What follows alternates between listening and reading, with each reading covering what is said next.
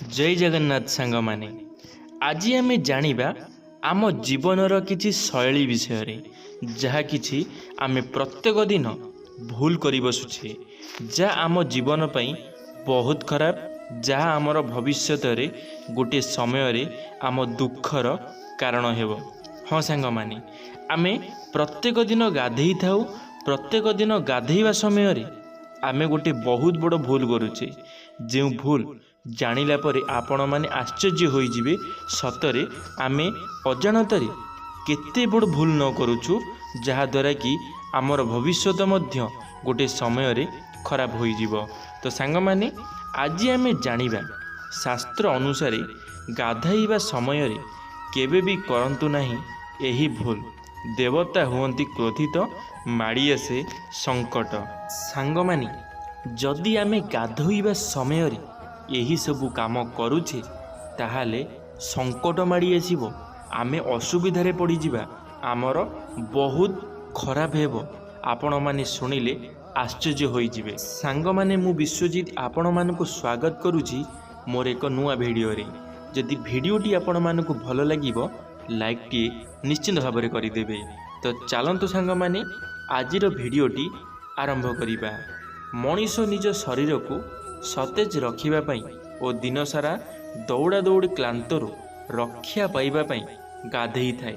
गाधेइबा द्वारा शरीर रे लागिथिबा मैला सफा होई थाए ओ आमर त्वचार चमक मध्य आसी थाए। किछि लोक ए दुनिया रे एमिति अछंती गाधेइबा पई गरम पानी व्यवहार करती तो किछि लोक ठंडा पानी रे गाधोई थांती। सांग माने अधिकांश लोक शीत दिन रे गरम पानी रो व्यवहार करि थांती हेले लोक माने अधिकांश ठंडा पानी रे गाधेइबा पई भलो पाई थांती। हिंदू धर्मशास्त्र रे गाधेइबा को नै किछि विशेष नियम लेखा होइछि जहा को पालन करिबा समस्तक पई निश्चिंत अटे। एही नियमर पालन सबु मनुष्य को करिबा दरकार।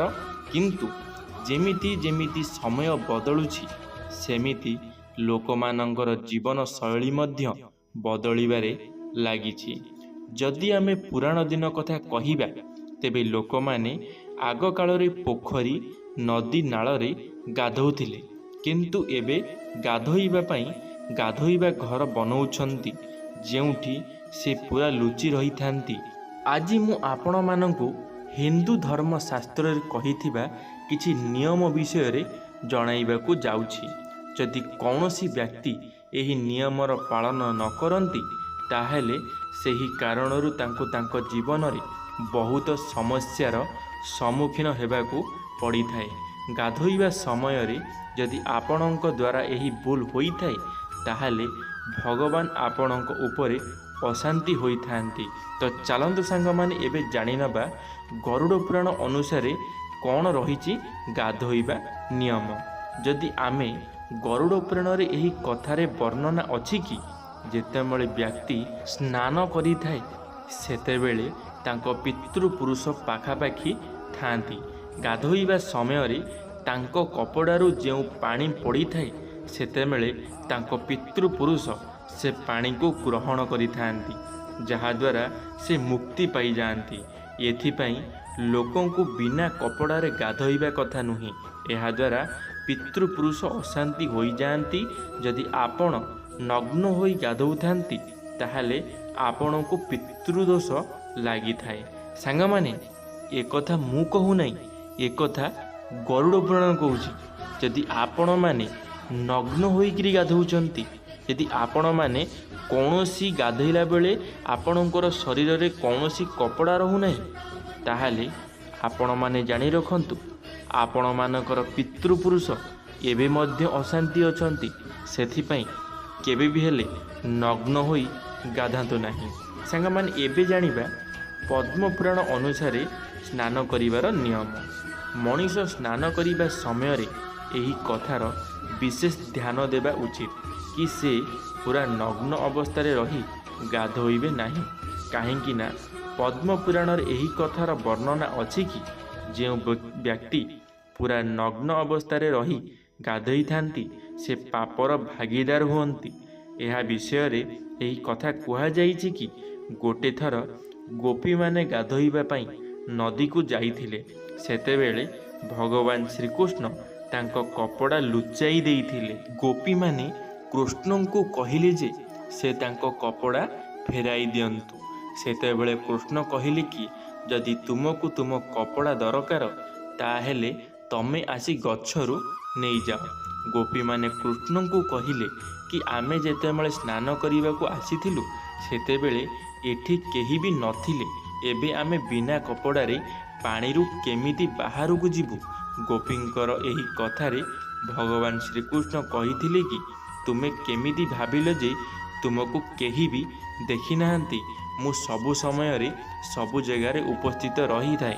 ଯେତେବେଳେ ତମେମାନେ ବିନା କପଡ଼ାରେ ପାଣିରେ ପଶିଲ, ବରୁଣ ଦେବତା ତମକୁ ଦେଖିଥିଲେ। ଏହା ତାଙ୍କର ଅପମାନ ଅଟେ। ଏହି କାରଣରୁ ବ୍ୟକ୍ତିଙ୍କୁ ନଗ୍ନ ଅବସ୍ଥାରେ ଗାଧୋଇବାଠୁ ବଞ୍ଚିବା ଦରକାର। ସାଙ୍ଗମାନେ, ଆମେମାନେ ଏବେ ବହୁତ ମଡ଼ର୍ଣ୍ଣ ହୋଇସାରିଛେ। ଆମେମାନେ କ'ଣ କରୁଛେ? ଆମେମାନେ ଆମ ଭବିଷ୍ୟତରେ କ'ଣ କରିବା ଆମର ସେ ଚିନ୍ତା ନଥାଏ। ଆମର ଗୋଟିଏ କଥା ଚିନ୍ତା ଥାଏ, ଯଦି ଆମ ପଡ଼ୋଶୀରେ କିଏ ବାଥରୁମ୍ ବନେଇଲା, କିଏ ଗାଧୁଆ ଘର ବନେଇଲା, ତାହେଲେ ତା ଦେଖାଦେଖି ଆମକୁ ମଧ୍ୟ ବାଥରୁମ୍ ଗାଧୁଆ ଘର ବନେଇବାର ଅଛି। କାରଣ ଇଏ ହେଉଛି କଳିଯୁଗ। କଳିଯୁଗରେ ଲୋକମାନେ କେବେ ଚାହିଁବେ ନାହିଁ ତୁମ ଉପରକୁ ଉଠ ବୋଲି। ଯଦି ତୁମେ କିଛି ଆଚିଭମେଣ୍ଟ କରିଛ ତାହେଲେ ଲୋକମାନେ ସେ ଜିନିଷ ନିଶ୍ଚିତ ଭାବରେ ସେମାନେ ଆଚିଭମେଣ୍ଟ କରିବେ।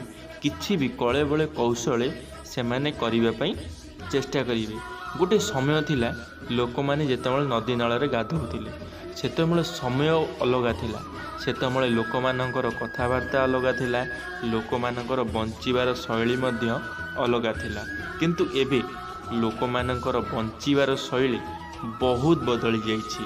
ଲୋକମାନେ କ'ଣ କରୁଛନ୍ତି, ଲୋକମାନେ କେମିତି ବଞ୍ଚୁଛନ୍ତି, ଲୋକମାନେ କେମିତି ହାଇଫାଇ ମେଣ୍ଟେନ୍ କରୁଛନ୍ତି, ସେ କଥା ଲୋକମାନଙ୍କୁ ହିଁ ଜଣାଅଛି। ଲୋକମାନେ ଟଙ୍କା ପଛରେ ଏତେ ଗୋଡ଼ଉଛନ୍ତି, ସେମାନେ ନିଜ ଇଜ୍ଜତ ବିକି ଦେଉଛନ୍ତି। ଆଉ ଇଏ ରହିଲା ତ ଗାଧୋଇବା ସମୟରେ ନଗ୍ନ ଅବସ୍ଥା। ସେମାନଙ୍କୁ ତ ଖୁସି ଲାଗୁଛି, ଆଜିକା ସମୟର ପିଲାମାନଙ୍କୁ ଖୁସି ଲାଗୁଛି ଗାଧୋଇବା ସମୟରେ ନଗ୍ନ ହୋଇ ଗାଧୋଇବା ପାଇଁ। ତ ସେଥିପାଇଁ ମୁଁ ଆପଣମାନଙ୍କୁ ରିକ୍ୱେଷ୍ଟ କରିବି, ଦୟାକରି ଆମ ପୂର୍ବପୁରୁଷମାନେ ଯାହା କହିଯାଇ ଯାଇଛନ୍ତି ଆମକୁ ସେସବୁ କଥାର ଟିକେ ଧ୍ୟାନ ରଖିବା ଉଚିତ। ନହେଲେ ଗୋଟିଏ ସମୟ ଏମିତି ଆସିବ ଆମ ପିତୃପୁରୁଷମାନେ ଆମ ପାଖରୁ, ଆମ ହାତରୁ ଆଉ ପିଣ୍ଡ ବି ପାଇବେ ନାହିଁ। ଆମ କର୍ମ ହିସାବରେ ଆମେ ତାଙ୍କୁ ଖାଇବାକୁ ଗଣ୍ଡେ ମଧ୍ୟ ଦେଇପାରିବା ନାହିଁ। ଧନ୍ୟବାଦ ସାଙ୍ଗମାନେ, ଭିଡ଼ିଓଟି ଶେଷ ପର୍ଯ୍ୟନ୍ତ ଦେଖିଥିବାରୁ ଆପଣମାନଙ୍କୁ ଅଶେଷ ଅଶେଷ ଧନ୍ୟବାଦ। ଆଶା କରିବି ମୋର ଏହି ଭିଡ଼ିଓଟି ଦେଖିଲା ପରେ ଆପଣମାନେ ନିଶ୍ଚିତ ଭାବରେ ନିଜକୁ ବଦଳାଇବା ପାଇଁ ଚେଷ୍ଟା କରିବେ। ଯଦି ଭିଡ଼ିଓଟି ଭଲ ଲାଗିଥିବ ଲାଇକ୍ଟିଏ କରିଦେବେ, ସାଙ୍ଗମାନଙ୍କ ମଧ୍ୟରେ ସେୟାର ନିଶ୍ଚିତ ଭାବରେ କରିଦେବେ। କମେଣ୍ଟ ବକ୍ସରେ ଆପଣମାନଙ୍କର ମତାମତ ରଖିବେ, ଚ୍ୟାନେଲଟିକୁ ସବସ୍କ୍ରାଇବ୍ ମଧ୍ୟ କରିଦେବେ। ଧନ୍ୟବାଦ ସାଙ୍ଗମାନେ। ଜୟ ଜଗନ୍ନାଥ, ଜୟ ମା ଶାରଳା, ଜୟ ଶ୍ରୀକୃଷ୍ଣ।